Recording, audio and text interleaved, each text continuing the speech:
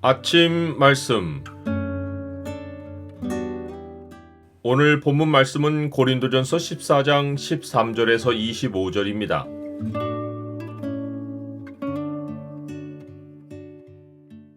예언의 은사에는 지혜의 장성함이 요구된다. 오늘 본문을 소망의 창으로 보면 교회에서 말로 다른 사람을 유익하게 하는 길이 무엇인지가 보입니다. 소망의 창을 보여주는 구절은 14장 19절입니다.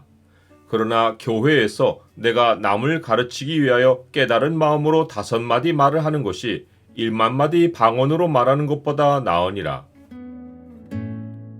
방언은 하나님이 주시는 은사, 곧 선물입니다. 그런데 방언이 은사임에도 불구하고 바르게 사용하지 않으면 교회에 덕을 세우지 못할 뿐만 아니라 믿지 않는 자들에게 교회를 조롱하는 빌미를 제공합니다. 방언이 믿지 않는 자들에게 교회를 멸시하는 기회를 주는 이유를 알려면 방언의 유래를 알아야 합니다. 방언의 유래는 구약의 이사야 시대로 거슬러 올라갑니다. 여호와 신앙을 떠난 이스라엘 백성은 선지자들의 말을 들으며 이런 말로 조롱했습니다.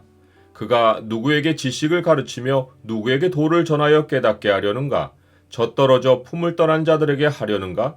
대저 경계에 경계를 더하며 경계에 경계를 더하며 교훈에 교훈을 더하며 교훈에 교훈을 더하되 여기서도 조금 저기서도 조금 하는구나 하는도다. 선지자들이 이런저런 메시지를 반복해서 전하는 것이 어린아이에게 말하듯 하는 의미 없는 말이라고 한 것입니다. 이사야 선지자는 하나님의 말씀을 멸시하는 자들을 향해 그러므로 더듬는 입술과 다른 방언으로 그가 이 백성에게 말씀하시리라 라고 선포합니다. 이는 하나님이 외국말을 쓰는 침략자들을 이끌어와서 이방의 언어로 자기 백성에게 말씀하시겠다는 예고입니다. 이것은 하나님의 말씀을 조롱하는 자에게 남은 것은 또 다른 선지자의 메시지가 아니라 심판임을 알려준 것입니다. 사도 바울은 이사야의 말씀을 인용해서 이 세상의 불신을 고발합니다. 율법에 기록된 바 주께서 이르시되 내가 다른 방언을 말하는 자와 다른 입술로 이 백성에게 말할지라도 그들이 여전히 듣지 아니하리라 하였느니라. 방언은 믿지 않는 자들의 불신을 드러내는 표적이고 세상이 하나님의 심판 아래 있다는 사실을 나타냅니다. 신약 시대에 방언이 사람들의 불신을 믿음으로 이끌기보다 부정적인 표적이 되는 증거가 온 교회가 함께 모여 다 방언으로 말하면 알지 못하는 자들이나 믿지 아니하는 자들이 들어와서 성도들을 미쳤다고 하리라는 것입니다. 방언은 불신자들에게 교회에 대한 조롱을 낳고 교회를 배척하는 결과를 가져옵니다. 하지만 믿지 않는 세상에 대해 하나님은 아직 구원의 손길을 내밀고 계십니다. 만일 구원의 가능성이 전혀 없고 세상에 심판밖에 남지 않았다면 하나님은 세상 모든 교회로 다 방언을 말하게 해서 세상이 진리의 선포를 아예 듣지 못하도록 하실 것입니다. 하지만 성경은 보라 지금은 구원의 날이로다 라고 말씀하십니다. 지금은 온 교회가 함께 모여 다 방언으로 말함으로써 세상에 심판밖에 남지 않았다는 표적을 보일 때가 아니며 또한 믿지 않는 자들이 교회에 들어와서 미쳤다고 하며 교회를 배척하게 할 때가 아닙니다. 사도 바울이 약한 자들에게 내가 약한 자와 같이 된 것은 약한 자들을 얻고자 하며 내가 여러 사람에게 여러 모습이 된 것은 아무쪼록 몇 사람이라도 구원하고자 함이라 라고 말한 것처럼 교회가 아무쪼록 몇 사람이라도 구원하고자 하려면 방언은 개인의 사용으로 제한하고 온 교회는 믿지 않는 자들을 얻기 위해 예언하기를 사모해야 합니다. 더욱이 방언하는 자가 마음으로도 열매를 맺으려면 영으로만 기도하고 찬양할 것이 아니라 알아들을 수 있는 말로 마음으로도 그리해야 합니다.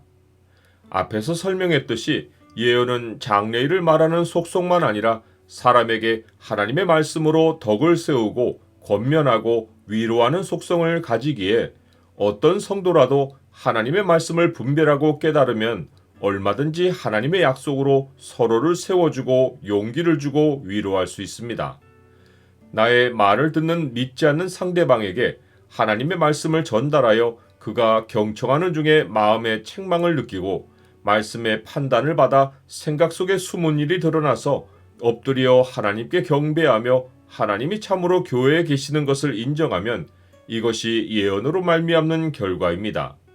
또한 그가 하나님을 인정하는 것에서 한 걸음 더 나아가 자기가 들은 바 하나님의 약속을 통해 자신의 미래를 바라보므로 염려를 떨치고 믿음으로 장래를 소망하면 이것이 예언이 낳는 열매입니다.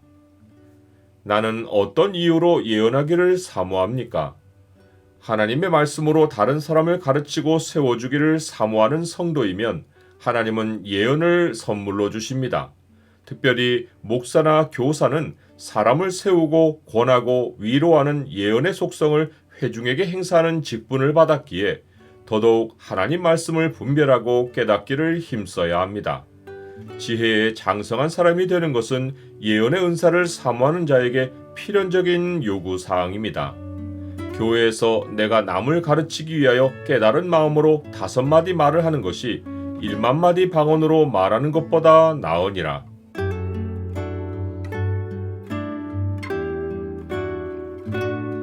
주님, 모든 성도가 지혜에는 아이가 되지 말고 악에는 어린아이가 되며 지혜에는 장성한 자가 되게 하옵소서.